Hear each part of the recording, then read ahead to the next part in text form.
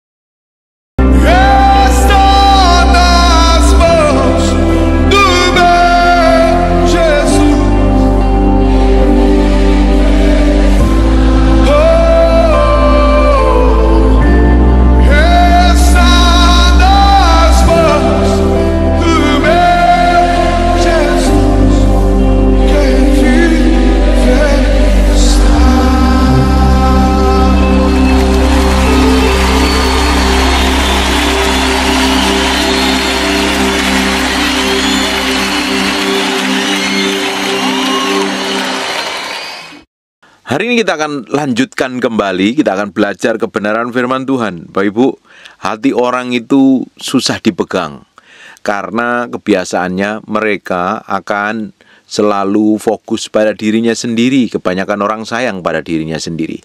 Biasa saja ketika seseorang tidak memiliki kesetiaan, dia fokus pada dirinya sendiri, dia akan cenderung mengkhianati. Dan ketika dihianatin, kita yang dihianatinya akan pasti merasa sakit sekali. Dan sekarang kita akan lihat, belajar dari kejadian dua orang ini, dan ternyata niat hatinya busuk dan jahat. Makanya kalau orang fokus pada dirinya sendiri, ada memiliki kecenderungan sayang dengan diri sendiri, akan jadi orang yang tidak peduli dengan apapun yang terjadi pada orang lain. Pokoknya dia harus mendapat keuntungan, tidak peduli bagaimanapun caranya. Mengkhianati pun dilakukan, dikerjakan. Berbuat jahat pun dilaksanakan. Kalau Bapak Ibu memiliki sikap hati yang busuk seperti itu, hidupmu tidak menjadi berkat. Engkau menjadi orang yang oportunis, menjadi orang yang hanya fokus pada kepentinganmu sendiri, bukan berjalan pada pusat kehendak Tuhan. Nah, Tuhan ciptakan kita ini kan jadi berkat dimanapun kita berada, bukan fokus pada diri kita sendiri. Kenapa banyak orang jadi orang yang egois? Kenapa banyak orang tidak setia? Kenapa banyak orang nggak pegang komitmen dalam pernikahannya? Karena fokusnya pada diri sendiri. Kenapa banyak orang selingkuh? Karena fokusnya pada kebutuhannya sendiri. Dia nggak memikirkan perasaan pasangan hidupnya, nggak memikirkan perasaan anak-anaknya, mertuanya, dan lain sebagainya. Nggak pernah peduli dengan orang lain. Kalau kita ini punya empati, peduli dengan orang lain, kita akan pikirkan kepentingan yang lebih besar lagi. Tapi kalau orang hanya fokus pada dirinya, apalagi fokus dengan hawa nafsunya, dia akan menjadi orang yang sangat egois sekali. Sekarang kita akan lihat nih, dua orang yang sangat egois sekali, bahkan dia menghasut dan memberi nasihat yang busuk, dan ujungnya membuat binasa. Tujuan Tuhan tidak tercapai, justru akan melakukan banyak kejahatan-kejahatan yang seharusnya tidak dikerjakan. Di 2 Samuel pasal yang ke-16, mulai ayat yang ke-15. Maka Absalom dan seluruh rakyat, orang-orang Israel, sampailah ke Yerusalem, dan Ahitofel bersama-sama dengan dia. Ketika Husai, orang Arki, sahabat Daud, ini Husai adalah orang Arki dan sahabatnya Daud, dekat sekali dengan Daud. Sampai kepada Absalom, berkatalah Husai kepada Absalom, "Hiduplah raja, hiduplah raja." Padahal Absalom tidak menjadi raja, dia memberontak. Absalom memberontak kepada orang tuanya sendiri, namanya Daud. Di ayat ke-17, perhatikan baik-baik, berkatalah Absalom kepada Husai, "Inilah kesetiaanmu kepada sahabatmu, maka engkau tidak pergi menyertai sahabatmu itu." Absalom tanya sama Husai, Husai, kenapa kamu ini nggak pergi ngikutin sahabatmu itu? Dia kan teman baikmu, dia kan sahabatmu. Kenapa kok kamu mengikutin aku? Dan ternyata Husai berkata seperti ini. Lalu berkatalah Husai kepada Absalom, "Tidak, tetapi dia yang dipilih oleh Tuhan dan oleh rakyat ini dan oleh setiap orang Israel, dialah yang memiliki aku, dan bersama-sama dengan dialah aku akan tinggal." Orang kalau fokus pada dirinya sendiri, merasa dirinya paling benar, merasa dirinya paling penting, merasa dirinya paling dibutuhkan, sehingga dia hanya fokus pada keuntungannya sendiri karena merasa orang hebat. Makanya dia berkata, orang yang dipilih Tuhan, orang yang dipilih rakyat ini, orang yang dipilih orang Israel, dia yang memiliki aku, merasa Husai ini paling benar. Tidak heran dia mengkhianatin Daud. Bapak Ibu, kalau sikap hatimu seperti itu, kamu nggak peduli dengan orang lain. Kamu tidak memiliki empati di dalam hatimu. Fokusmu hanya kepentinganmu sendiri. Tidak peduli mengkhianatin orang lain. Tidak punya integritas. Sikap hatimu busuk. Bahkan pasti tidak akan pernah menjadi orang yang bisa dipegang kata-katanya. Di ayat yang ke-19, lagi pula, dan siapakah yang memperhambakan diri? Bukankah kepada anaknya? Sebagaimana aku memperhambakan diri kepada ayahmu, demikianlah aku memperhambakan diri kepadamu. Kemudian berkatalah Absalom dan kepada Ahitofel, berilah nasihat, apa yang harus kita perbuat? Lalu jawab Ahitofel kepada Absalom, hampirilah gundik-gundik ayahmu yang ditinggalkannya untuk menungguin istana.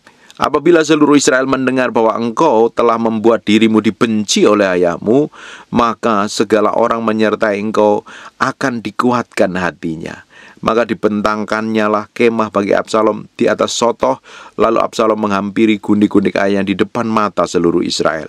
Pada waktu itu, nasihat yang diberikan Ahitofel adalah sama dengan petunjuk yang dimintakan daripada Allah. Demikianlah dinilai setiap nasihat Ahitofel baik oleh Daud maupun Absalom. Bapak Ibu, ngeri sekali. Orang itu kalau fokus pada dirinya sendiri, dia tidak peduli dengan kehendak Tuhan. Apa yang dianggapnya baik dilakukan, apa yang dianggapnya benar dikerjakan, dan ternyata menyesatkan. Absalom, orang yang hatinya jahat, karena dia ingin mengambil alih tahta kekuasaan orang tuanya sendiri, akhirnya dia melakukan kejahatan. Dia cari orang-orang yang mendukung. Beberapa hari yang lalu kita sudah pelajari, dia mencari dukungan kepada seluruh orang-orang yang bermasalah ketika dia berada di pintu gerbang. Dia hakimin menurut tata caranya sendiri. Tidak adil. Yang penting dia dapat persepakatan, dia dapat dukungan. Tidak peduli apapun caranya. Orang kalau punya niat jahat, dia nggak peduli caranya. Mau sesuai kehendak Tuhan apa tidak, dikerjakan, dilakukannya. Dan ujungnya mengerikan sekali. Bahkan si Husai dan Ahitofel pun dia mencari muka kepada Absalom, karena dia pikir Absalom yang akan menggantikan Daud. Ini raja di Israel nanti. Kalau saya ngikutin Daud, pasti nanti dikejar-kejar akan dibunuh. Enggak, taunya dia salah pilih. Daud adalah raja yang ditentukan oleh Tuhan, bukan Absalom yang memberontak. Sebab pemberontakan tidak akan menghasilkan apa-apa. Pemberontakan itu akan menghancurkan, Bapak Ibu. Absalom ini memberontak kepada orang tuanya loh. Ujungnya mati, mengerikan sekali. Waktu lari, kepalanya nyangkut di akar-akar pohon. Nah, langsung dibunuh oleh orang yang mengejarnya. Bapak Ibu, belajar memiliki kesetiaan hati. Jangan pernah memberontak dalam hatimu. Pingin berkuasa dengan caramu yang jahat. Bapak Ibu meski tahu peninggian itu datangnya dari Tuhan. Peninggian datangnya dari Tuhan. Promosi datangnya dari Tuhan. Pakai caranya Tuhan, bukan pakai cara manusia. Absalom coba mengkudeta dan ternyata tidak berhasil. Dan diikutin oleh Husai dan Ahitofel. Loh, pikir nanti Absalom jadi raja nih. Gua ngikutin dialah. Aku merasa jadi orang penting. Dan ternyata juga dianggap orang penting. Si Ahitofel ini kasih nasihat. Nasihatnya jahat. Suruh nidurin gundik-gundik istri ayahnya itu. Tidak tanggung-tanggung di tempat umum dikerjakan. Mempermalukan sekali.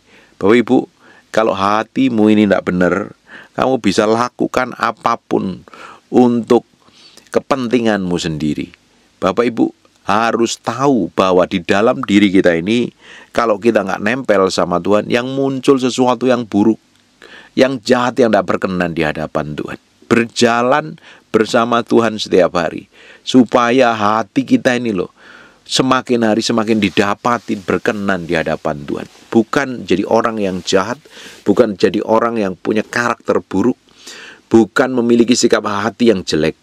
Bapak Ibu harus semakin hari semakin memiliki sikap hati yang benar di hadapan Tuhan, berjalan dalam ketetapan Tuhan setiap hari. Makanya kita ini harus belajar setiap hari koreksi diri.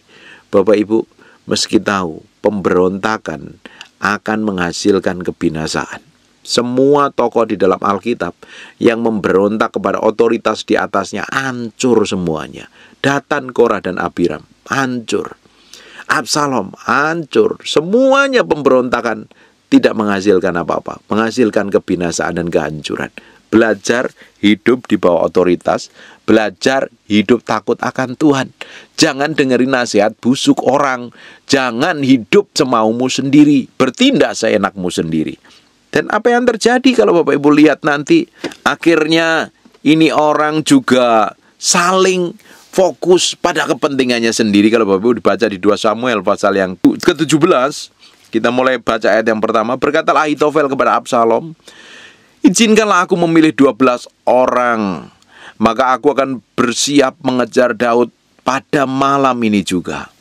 Aku akan mendatangin dia selagi ia lesu dan lemah semangatnya, dan mengejutkan dia. Seluruh rakyat yang ada bersama-sama dengan dia akan melarikan diri, maka aku akan menewaskan raja sendiri. Demikianlah aku akan membawa pulang seluruh rakyat itu kepadamu seperti seorang mempelai perempuan kepada suaminya. Jadi engkau menjadi mencari nyawa satu orang saja, sedang seluruh rakyat tetap selamat. Perkataan ini disetujui oleh Absalom dan semua tua-tua Israel. Tetapi berkatalah Absalom, panggillah juga Husai orang Arki itu, supaya mendengar apa yang hendak dikatakannya. Ketika Husai datang kepada Absalom, berkatalah Absalom kepadanya, demikian, beginilah perkataan yang dikatakan Ahitofel. Apakah kita turut nasihatnya? Jika tidak, katakanlah. Lalu berkatalah Husai kepada Absalom, nasihat yang diberikan Ahitofel kali ini tidak baik. Kata Husai pula, engkau tahu bahwa ayahmu dan orang-orang adalah pahlawan, dan bahwa mereka sakit hati seperti beruang yang kehilangan anak di padang. Lagi pula ayahmu adalah seorang prajurit sejati, ia tidak akan membiarkan rakyat tidur. Tentulah ia sekarang bersembunyi dalam satu lubang atau di salah satu tempat. Apabila ada penyerangan pertama, beberapa orang tewas, ada orang mendengar hal itu, maka orang akan berkata, rakyat yang telah mengikut Absalom sudah menderita kekalahan. Maka seorang gagah perkasa sekalipun hatinya seperti hati singa akan tawar hati sama sekali. Sebab seluruh Israel itu tahu bahwa ayahmu itu seorang pahlawan, dan orang-orang yang bersama dia adalah orang yang gagah perkasa. Sebab itu kunasihatkan seluruh orang Israel dari Dan sampai Beersheba berkumpul kepadamu seperti pasir di tepi laut banyaknya, dan engkau sendiri juga harus turut bertempur. Apabila kita mendatangi dia di salah satu tempat di mana ia terdapat, maka kita akan menyergapnya seperti embun jatuh ke bumi, sehingga tidak ada yang lolos, baik dia maupun orang-orang yang menyertainya. Dan jika ia mengundurkan diri ke suatu kota, maka seluruh Israel akan mengikat kota itu dengan tali, dan kita akan menyeretnya sampai ke sungai, hingga batu kecil pun tidak terdapat lagi di sana. Lalu berkatalah Absalom, setiap orang Israel nasihat Husai orang Arki itu lebih baik daripada nasihat Ahitofel, sebab Tuhan telah memutuskan bahwa nasihat Ahitofel yang baik itu digagalkan dengan maksud Tuhan mendatangkan celaka kepada Absalom. Bapak Ibu, selalu orang itu ya, kalau fokus pada kepentingannya sendiri, dia akan jegal orang lain, dia akan gagalkan orang lain, merasa dirinya paling benar. Dan ternyata apa? Ujungnya kan kacau dan berantakan. Bapak Ibu meski tahu ketika Bapak Ibu minta nasihat, engkau meski ngomong sama orang yang tepat, orang yang ngerti firman, orang yang dekat dengan Tuhan. Jangan minta nasihat sama orang fasik. Beberapa minggu yang lalu saya ngonselingin orang, dan orang ini sering kali cerita sama orang yang gak kenal Tuhan. Ya, nasihatnya yang gak sejalan dengan firman, bukan tambah baik, tambah buruk dapatnya. Makanya kita ini harus benar-benar ngerti loh, apa yang harus kita perbuat, apa yang harus kita lakukan, apa yang harus kita kerjakan. Jangan sampai kita ini malah jadi batu sandungan. Orang yang percaya Tuhan minta nasihatnya sama orang yang gak kenal Tuhan. Harusnya kita jadi contoh, jadi terang, malah kita ini diberi nasihat buruk. Nah, Absalom ini tidak dapat nasihat yang baik dan ujungnya malah hancur. Si Ahitofel kasih nasihat untuk nidurin istri gundik orang tuanya. Dan ujungnya apa? Berakhir apa? Mempermalukan diri sendiri. Bukan malah menjadi terhormat, malah melakukan kejahatan. Nah, itu semua kan tidak berkenan di hadapan Tuhan. Apalagi istrinya Daud ditidurin di sotoh rumah, dilihat orang banyak. Secara moral etika juga nggak jadi contoh, nggak jadi teladan yang baik. Apalagi dia merasa dirinya akan memerintah bangsa Israel, Absalom ini. Ahitofel pun juga fokusnya pada kepentingan sendiri. Husai pun juga sama. Bapak Ibu, kalau Husai hatinya busuk, Absalom hatinya jahat, Ahitofel pun juga hatinya jahat. Ini orang tidak memiliki kesetiaan. Ini memberontak kepada otoritas di atasnya tiga-tiganya ini. Absalom, Husai, Ahitofel. Yang menjadi otoritas di atasnya adalah Daud, tapi mereka memberontak. Absalom memberontak kepada Daud. Husai pun tidak setia sebagai sahabatnya. Si Ahitofel pun juga memberontak, tidak setia, membelot. Bapak Ibu, kesetiaan itu sekarang menjadi barang yang langka loh. Berapa banyak orang yang komitmen dengan pernikahannya? Jarang sekali. Ada sih, ada. Orang yang takut akan Tuhan, ada. Tapi kebanyakan orang rata-rata hari ini, mau orang yang ngakunya kenal Tuhan, ngakunya pelayanan, ngakunya cinta Tuhan, atau apalagi orang yang tidak kenal Tuhan. Apakah dia komitmen dengan pasangan hidupnya? Ada yang komitmen, tapi kebanyakan tidak komitmen. Karena kesetiaan itu mahal, integritas itu mahal. Takut akan Tuhan itu harusnya ada dalam hati kita. Bapak Ibu bisa bayangkan, kita ini kelihatan rohani, tapi kita sebenarnya busuk di dalam kita. Nggak punya kesetiaan, punya hati, keinginan untuk memberontak, tidak tunduk pada otoritas yang ada di atas kita. Apakah apa yang kita kerjakan diberkatin Tuhan? Tentunya tidak. Justru akan mendatangkan kutuk. Bapak Ibu merasa pintar, merasa hebat, merasa punya kuasa, dan untuk tunduk sama otoritas di atas yang ditempatkan Tuhan di atasmu, engkau perlu namanya penyerahan hatimu di hadapan Tuhan loh. Apalagi yang menjadi atasanmu adalah orang yang biasa saja. Mungkin tidak terlalu pintar, tapi dia dipakai Tuhan, ditempatkan Tuhan dalam hidupmu. Kalau engkau memberontak, ujungnya engkau nggak akan mengalami promosi dan peninggian. Justru engkau akan ketemu dengan banyak masalah. Sebab banyak orang berusaha pakai caranya sendiri, bertindak semaunya sendiri, dan ternyata babak belur hidupnya. Belajar hari ini, hidup takut akan Tuhan. Belajar mendedikasikan hati kita ini sepenuhnya di hadapan Tuhan. Jangan sampai menjadi orang yang jalan mau kita sendiri. Para suami, engkau mesti belajar setia dengan pasangan hidupmu. Sekalipun kondisi apapun lah yang terjadi, belajar setia. Ketika engkau tidak setia, ujungnya dari ketidaksetiaanmu engkau akan menuai kehancuran. Berapa banyak orang yang hidupnya babak belur. Berapa banyak orang yang merasa dirinya baik-baik saja ketika melakukan kejahatan, hidup di dalam tidak kesetiaan, hancur pernikahannya, tidak jadi berkat, dan nama Tuhan tidak dipermuliakan dalam hidupnya. Belajar memberi diri, belajar mendedikasikan hati sepenuhnya di hadapan Tuhan. Berapa banyak orang yang seperti kutu loncat ketika diproses oleh otoritas di atasnya, dia pindah ke tempat lain. Ini para pelayan Tuhan, kalau engkau nggak setia dengan otoritas di atasmu, kamu pindah ke tempat lain karena merasa yang lebih menjanjikan, merasa lebih hebat, kamu nggak setia, aku nggak akan mengalami promosi dan peninggian. Saya ini belajar tunduk dengan otoritas yang Tuhan taruh di atas saya. Bertahun-tahun saya belajar menundukkan diri, saya belajar ngikutin ritmenya Tuhan. Saya tidak mau memberontak, saya tahu bagaimana menaklukkan diri saya. Saya ngikutin proses dengan apa yang Tuhan mau. Apakah enak? Nggak enak. Apakah baik-baik saja? Seringkali nggak baik-baik saja. Kadang otoritas yang Tuhan taruh di dalam hidup kita itu membentuk kita, mempersiapkan kita. Tapi banyak orang kan enggak. Absalom merasa sudah mampu, sudah bisa. Dia punya niat jahat, ingin memberontak, ingin mengambil tahta kekuasaan ayahnya sendiri, dan berujung mati mengerikan. Husai, Ahitofel pun juga sama. Dalam diri kita ini ada pemberontakan seringkali. Nggak mau tunduk dengan otoritas. Berontak sama Tuhan, berontak sama firman, berontak sama ketetapan Tuhan, berontak sama otoritas di atas kita. Kalau kamu berontak dengan otoritas yang di atasmu, ujungnya engkau tidak memiliki kesetiaan. Engkau akan berkhianat seperti Husai. Engkau akan berkhianat seperti Ahitofel. Engkau akan memberontak seperti Absalom.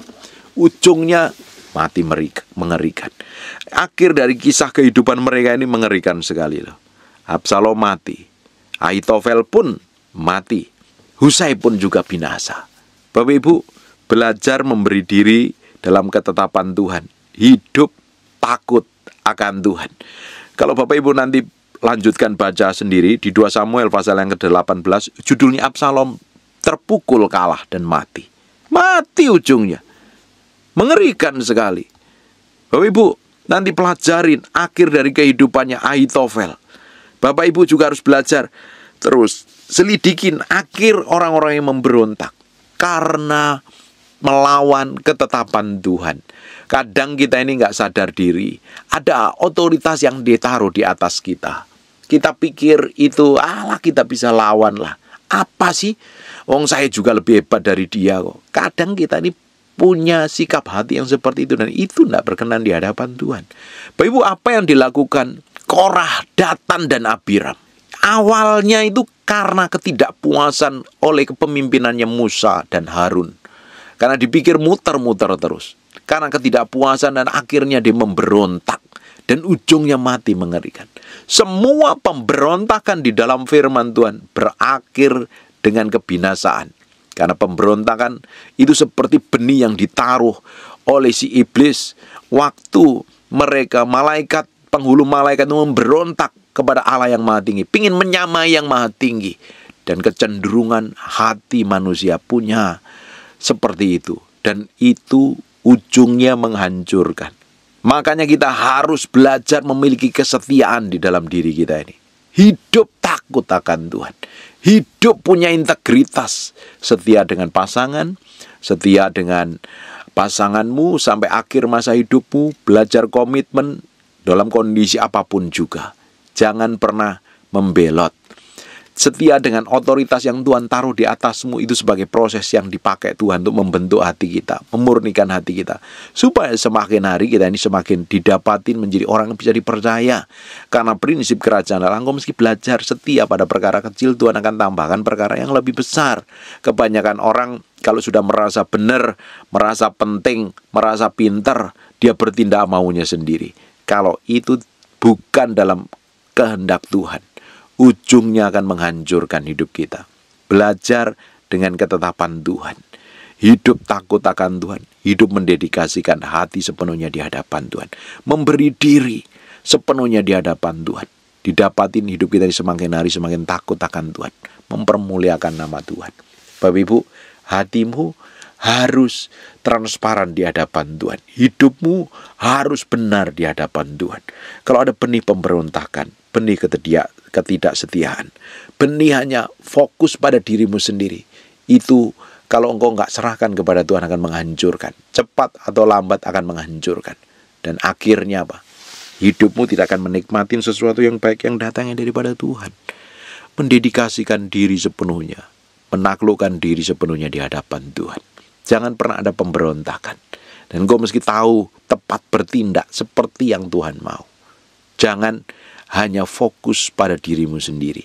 Dan saya berdoa, apa yang kita pelajarin hari ini akan membuat hidup kita ini semakin hari semakin hidup dalam ketetapan Tuhan. Hidup dalam kesetiaan, hidup memiliki komitmen, hidup punya integritas. Dan pasti Tuhan akan promosi. Bapak Ibu, berkali-kali Daud mau dibunuh oleh Saul. Tapi apakah Daud memberontak kepada Saul? Daud tidak pernah punya niatan jahat kepada Saul. Padahal Daud diurapin Tuhan untuk menjadi raja, menggantikan Saul yang melakukan kejahatan. Berkali-kali punya kesempatan untuk menghabisi nyawanya Saul. Tetapi Daud tidak pernah lakukan.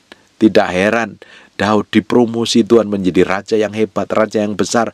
Bahkan sampai hari ini pun bangsa Israel, lambang negaranya adalah pakai bintang Daud. Ini raja yang sangat terkenal sekali.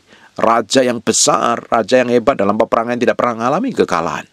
Karena dia tahu ikutin proses Tuhan, tidak pernah memberontak.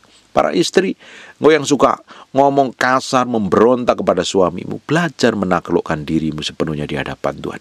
Karena itu adalah otoritas yang Tuhan taruh di dalam keluarga. Tapi meski tahu kita ini hidup di bangsa ini, di mana engkau tinggal, engkau harus tunduk dengan hukum dan peraturan yang ada di bangsa itu. Jangan memberontak kepada hukum dan peraturan yang ada di dalam bangsa di mana Bapak Ibu tinggal. Bapak Ibu tinggal di Indonesia harus hidup takut, respek, hormat, jangan melawan hukum yang ada di bangsa Indonesia. Ketika Bapak Ibu hidup di Amerika, di Australia, di Singapura, di Malaysia, di Jerman, dimanapun Bapak Ibu ditempatkan, engkau meski hidup takluk dan tunduk dengan otoritas yang ada. Siapa? Pemerintahan di negara yang Bapak Ibu tinggal di sana. Itu kita tinggal di bangsa. Ketika kita tinggal di sebuah keluarga, kita memiliki keluarga yang punya otoritas tertinggi adalah suamimu. Engkau meski takluk dan tunduk. Dan suami engkau meski tahu sebagai punya otoritas, engkau meski hidup takut akan Tuhan. Di dalam gereja, Tuhan tempatkan pemimpin rohani.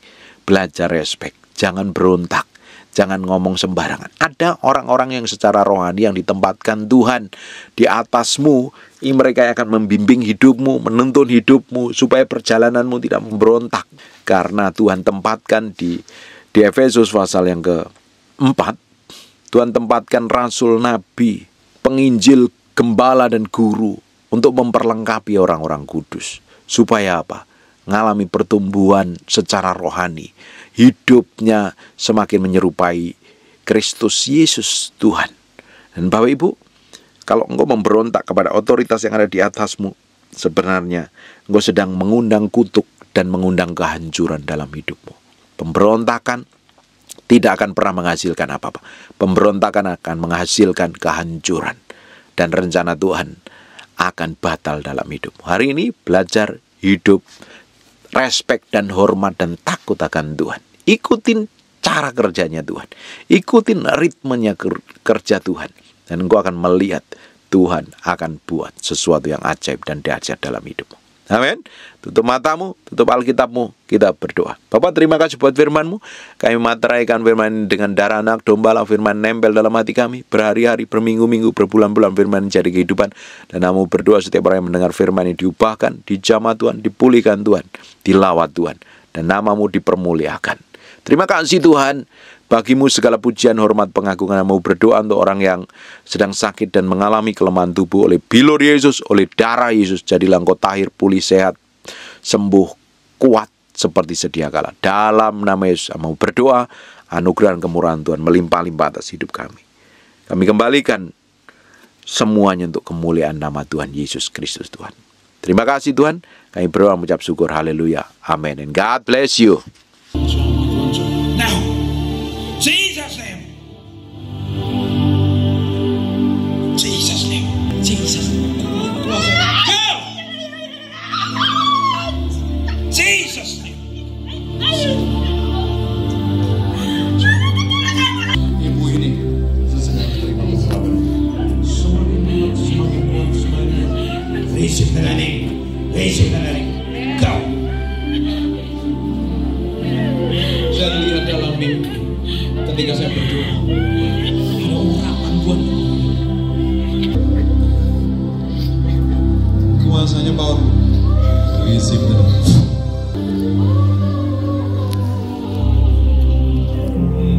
Jesus' name. Receive the name. Down.